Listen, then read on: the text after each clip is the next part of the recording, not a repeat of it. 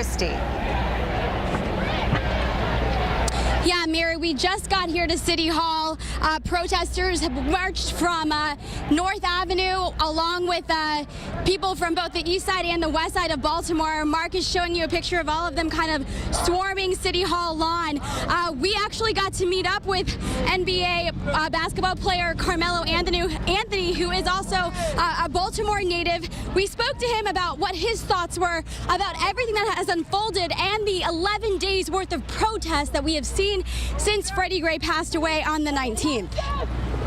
How do you feel being out here today, Carmelo? This is my people's, this is my family, this is my community, so it was only right for me to come here and lead this march down. Denise, the bad news, the roads are slick, but the good news, as you mentioned, not a lot of drivers out here, which is great. But if you walk with me a little bit, look at these roadways. You see how bad this is right now and how the snow's really starting to accumulate and stick to the ground out here. Just imagine what it's going to look like tomorrow, in 24 hours from now. If you come with me this way a little bit, you can see snowplows are really trying to hit this Canton Crossing parking lot. They're hoping to get these grocery stores back open tomorrow morning. They're going to try. Probably a slim chance that it's going to happen, but they definitely want to try so people have somewhere to get. I spoke with BGE a short time ago. This is at Perrin Parkway and Burnwood Road. If you take a look behind me, the bus was turning here on the Perrin Parkway. If you walk with me a little bit, come this way, you can see a Ford on the other side T-bone the side of that bus. Right now the car is stuck under there. Now Vic, literally just a minute ago, a small group of protesters gathered right over here behind me outside of this building. The sheriff's office, who was over here, then immediately stormed over. If you come with me this way a little bit, somebody back here, I look like a younger individual, was then taken into custody. Those plastic wraps put on his arms. The sheriff's office then formed a line around him and began moving everybody back, yelling at people to get back, get back. They kind of all moved back over here to outside the courthouse on the side of the building where a lot of people are waiting to see if Officer William Porter will come out this way. They have now formed that line again, but definitely we can tell you we saw one person taken in. They want her killer off the streets. It's a vicious attack that's torn at the heart of a Park Heights community. It's just sad. It's just sad. It makes you want to cry. One that's crushed loved ones of 90-year-old Mary Hines, who was brutalized in her own home. It's very hard for our family. It's just that they need to find out who did this to my aunt. May 4th, police respond to a call for a possible home invasion along the 4500 block of Garden Drive. Police believe the suspect broke in through the back door. When they arrived on scene, they found Hines tied up inside on the floor and say she could barely move. Brutally assaulted, tied, and left for dead inside of her home. After being hospitalized for 3 weeks, Hines died early Wednesday morning. Neighbors like Dorothy Brown, who knew the 90-year-old for years, are left outraged. It was very cowardly to do that to a 90-year-old frail woman. Hines' two nieces describe her bruises when they first visited their aunt in the hospital. Right here.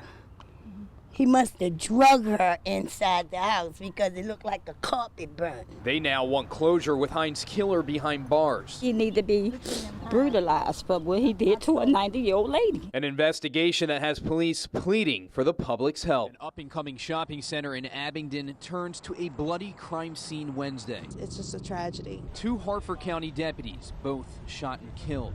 Outrage just makes you wonder what the world's coming to. Just minutes after the shootout, news quickly spread across social media, pulling at hearts across the county. Never thought in your backyard something like this would happen. Matthew Rankin and Ocean City Brewing Company are right next door to Panera. We actually had some people that ran over from Panera to try and seek some kind of refuge. Their restaurant was on lockdown for hours. This whole area, it's very nice, it's very family friendly, and this stuff doesn't happen. Harford County Executive Barry Glassman went one-on-one with WJZ. Even in rural counties now across America, we are not immune to some of the violence that we've seen. Dwelling on a day that's unimaginable for this area. We have a close-knit family here in Harford County, and everyone's going to have to pull together as we kind of honor these 2 men that risk their lives to protect us. A long road to recovery for a community in pain. My hearts just go out to their families, this whole community. From the roadways to side streets, Winter Storm Jonas brings downtown Baltimore to a standstill. The system has been a mammoth, slamming the area. Like I said, it's definitely a top 5 storm. I mean, it's bad out here. In Canton, many trying to dig out.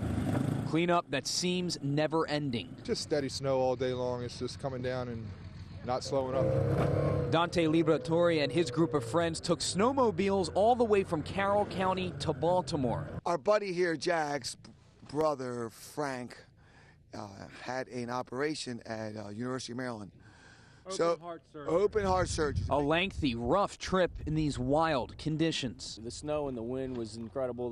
The drifts we went through. That was worth every second. Today's a little tough for everybody to visit him, so we got on our toys and we paid him a visit. All day Saturday, one car after the other learned the hard way. While wind gusts knocked out power for more than 3,000 BGE customers at times. The blizzard of 2016, one that will go down in history. For me, number one was 96 before this, and now I think this tops that. The snow and the wind was incredible. From high above, Sky Eye Chopper 13 hovers over a 36-inch main. On the ground, a closer look at the massive break that's been gushing for more than 24 hours. It first erupted Wednesday night along the 2700 block of Gwynns Falls Parkway. One of the larger mains that runs through the city, carrying water to other mains. A nightmare for those nearby.